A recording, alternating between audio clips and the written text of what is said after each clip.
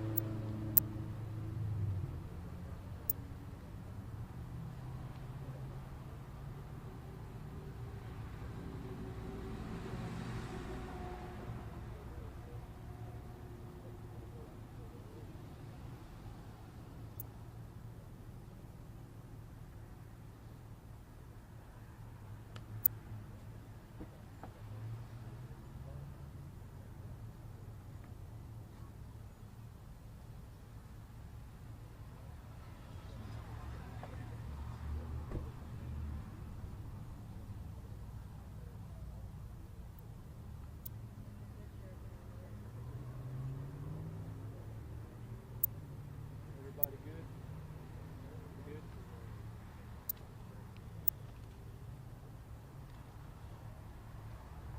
I want to thank everybody for coming out this afternoon, for your patience.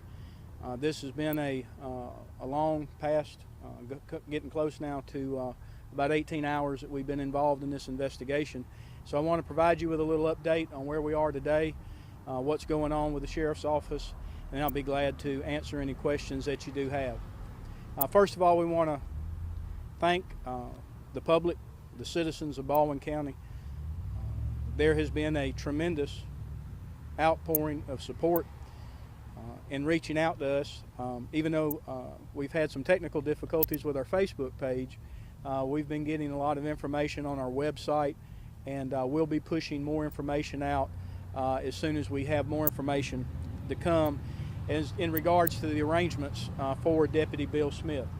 But as you know, the Baldwin County Sheriff's Office responded yesterday to a call of swimmers in distress on Fort Morgan Road. This was an area near a condo called the Dune. The two deputies that responded, of course, we've identified as Deputy Bill Smith and Deputy Sidney Wentworth. They were assigned to the Fort Morgan Beach detail, which we have had in effect since March of this year. That was their primary assignment, and they were working a late shift because of the weekend, which is usual for us to do, particularly during the vacationing months. There was a 911 call initially of some swimmers being in distress. There was at least 2 swimmers that we believe that ultimately were in distress, one of which was a female that you have in your printed press release, the identity of that individual, and then another male individual who we believe actually entered the water, perhaps to try to assist in the rescue of one of those people. What we know at this time is that both Deputy Sidney Wentworth and Deputy Bill Smith did enter the water to rescue the individuals that were in distress. During the rescue, Deputy Wentworth, of course, went with one person. Deputy Smith was with another person, was with the male.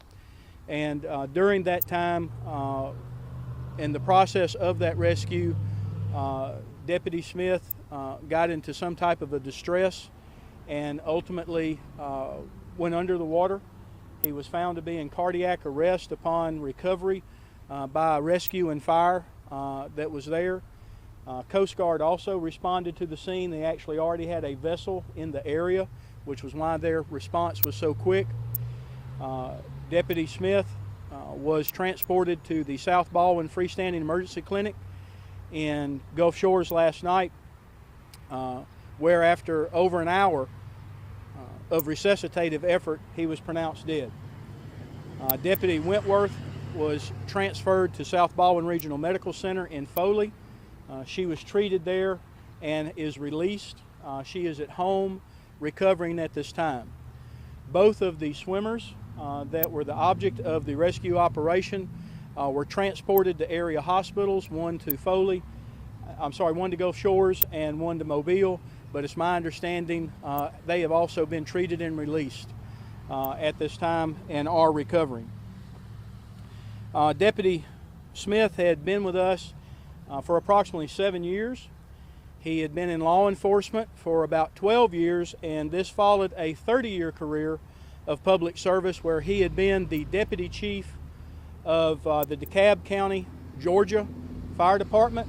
He had also served as the chief of the Weaver, Alabama Fire Department. After he retired from the fire services, he went to work for the Calhoun County Sheriff's Office, at that time for Sheriff Larry Amerson.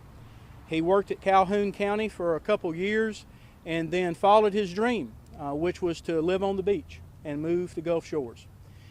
He came to work with us, and Bill actually was a very integral part when we started working this beach detail and formalizing the idea almost 2 years ago of having a permanent presence of deputies in this particular area of the Fort Morgan, which is the primary response area for the Sheriff's Office.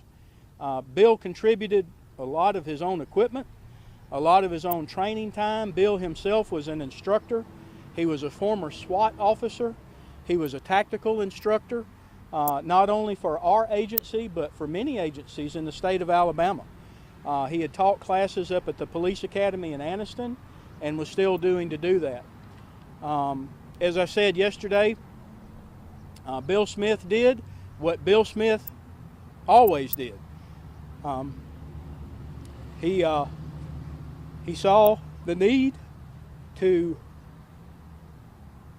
put his life on the line to save somebody else's. And that's what he did. He saved a life yesterday. So today we begin our process of honoring a true hero, somebody that did give his life to save somebody else's. Our prayers are continuing to be with the Smith family. No formal arrangements have been made at this time. We'll notify you once those have been made. I also want to extend a great amount of gratitude and appreciation to the Fort Morgan Volunteer Fire Department, who have worked hand in hand with us on this beach detail, and once again was there yesterday working with us on this operation. I want to thank the Gulf Shores Police Department. They are assisting us as an outside agency in the investigation of this case, and of course want to thank the United States Coast Guard for their response and their assistance in this. All of the first responders have pulled together as they normally do in times of tragedy, and we certainly do appreciate all the support that we've been given at this time. Now I'll take your questions. Sheriff, yes, ma'am. Talk about the vehicle behind you. So behind us is Deputy Smith's truck. That's one of our beach detail vehicles, and there has been a request and some interest, so we wanted to bring his truck to a public site here in Robertsdale. We know that this truck will stay here at least for a couple of days. Those people that wish to stop by, express condolences, say a prayer, whatever, that's the purpose of what this vehicle is here for. Can you talk about the surf conditions yesterday? Earlier yesterday, the surf report was yellow flag, but there was weather coming in around 6 o'clock last night. Right. Had to be a contributing factor in all of this. We do believe, and that's one of the things that we don't have all the answers on. One of the things when you're working an investigation like this with the beach, you can have 3 or 4 people from different angles and things look totally different. So someone that was extremely to the west or someone that was extremely to the east versus someone that may have been up in a condo looking down all have different perspectives. We do believe that rip current was involved in this. We do believe that the surf, in fact, was continuing to grow while this was going on. We believe that as a factor. We're certainly going to get all the details. We'll be working with our marine partners on that to get the exact details of what was going on yesterday, and that'll be part of the investigation. Just last month, we were at the Officers Memorial. We had law enforcement agencies from across the county and state here. You're going to have to add another name. Yes, so the process for that is this will, of course, will come a little bit while later, but Bill's name will be added to not only the memorial here in Robertsdale, which is the Baldwin County Memorial, it'll be added to the memorial in Montgomery. Also, there is a law enforcement memorial in Anniston, and then eventually, probably May of next year, we will submit the paperwork and ask that his name be placed on the memorial wall for the National Law Enforcement Memorial in Washington, D.C. As a sheriff, how difficult? This isn't the first time you've had to do this. Unfortunately, no. You always hope that this is the last one. But, you know, one of the things, and I talked to the men and women of the sheriff's office last night,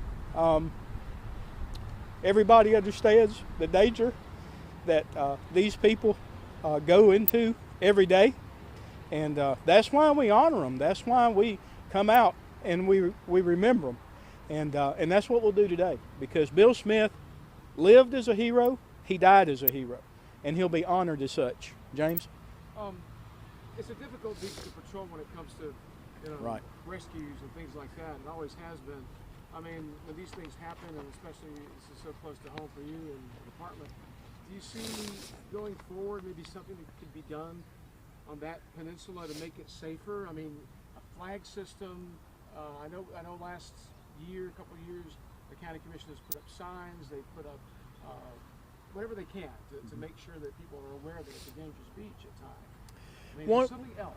Well, I'm sure everybody's going to review this and look at anything we can do. What is so much different than the Fort Morgan area versus Gulf Shores and Orange Beach is a large portion of the beach on Fort Morgan Road is private property. It's not public property. So a flag system would not work on private property, okay? And so you work into certain things like that. So that's why it presents its own set of challenges. But certainly, we would be open to looking at anything. That's why we want to look at the data of what was going on yesterday, what we knew, and we'll certainly make that part of our further investigation. And, you know, response time obviously is difficult too, because you have 2 deputies who are trained, but then you have a local fire department that's trained, but all the other responders are coming from you know, 20 minutes, 15 minutes away. Coast Guard, everybody, so it's a hard. It is, but I will say this, what we intended for that beach patrol to do absolutely worked yesterday. Because I'm firmly convinced that had we not had the quick response we did by the 2 deputies already being down there, we could have lost 1 or 2 lives yesterday, other than Deputy Smith. So the fact that Bill was there, that Sydney was there as quick as what they were, is why we have 2 of the victims that are alive today. John? Ms. Korecki's first name, do you mind providing that? I've seen the release. I didn't know if you had a first name. I can get that for you. Okay. Where were they from? The people that were they from not around here? Were they not familiar with? They were not. The one individual, the male, actually is a summer resident. He was working down here. He was employed there. I believe he was originally from the Chicago area. And as far as the other people, they were vacationing from here or vacationing to here, but I don't know their exact location. In the Beach Patrol Division, was this formed out of reaction from a couple of years ago, all these concerns of what we were seeing down there and trying to explore? Right. There were really 3 factors that led us to form this beach patrol. Number 1, growth. There are a lot more people in the Fort Morgan area now than what there were 5 and 10 years ago. So just the sheer volume of calls has increased. Number 2, if you recall back during COVID, the governor had shut the beaches down, and so we had to establish a beach patrol at that time to kind of help out with the beach situation. And it was at that time that I was able to work with our county commission, and because we were able literally to make it work and see this thing happen, that they decided to go ahead and fund it in October of last year. And then of course it took us a while to stand it up with all the training that we had to do, the equipment we had to buy, and so it was stood up in March of this year. How many members do you have in there? There's 2 full-time, which are Deputy Whitworth and Deputy Smith, and then we have other deputies that supplement and help them out. And are Yep. all those deputies trained or going to be trained in lifeguarding, so to speak, or is that not part of their duty? No, well, it is not their primary part of the duty, but sometimes you don't have that option. And so Deputy Wentworth and Deputy Smith had both undergone specific training, actually with Gulf Shores Fire and Rescue in that area. Yes, ma'am.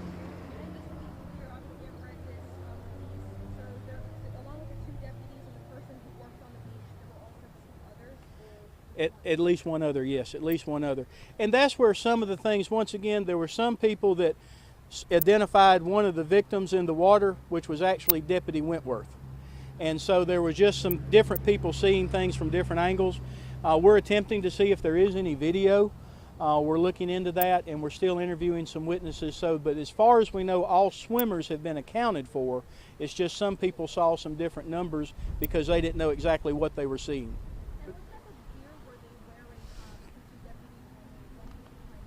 We're still looking into that. Most of them have a little small inflatable vest that they have. There's a little small thing that's like a little life buoy that they carry. We do know that Deputy Smith had those going in, and then we're also, once again, part of the investigation is all the equipment that they used, and if they had to use any other equipment.